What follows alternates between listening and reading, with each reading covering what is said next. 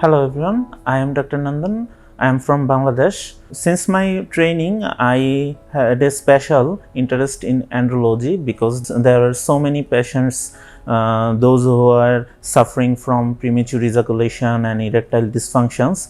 So after the post-graduation, I was searching where I can do the fellowship or any post-graduation training in andrology. So I came to know about Dr. Chirag Bhandari and his Institute of Andrology and Sexual Health in Jaipur. So I contacted with him and I applied for the fellowship training. So after he accepted, then I started.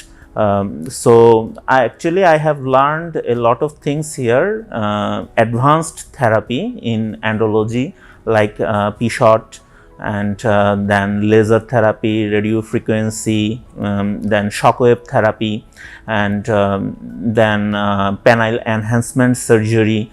So actually this enriched my knowledge, and also the institute environment is very much friendly. Dr. Chirag Bhandari is very friendly, and other staffs, Dr. Rahul, then Arbaz, Lake, Dr. Trilok. So all of them are very friendly, and actually I feel like I am in family other outside my family.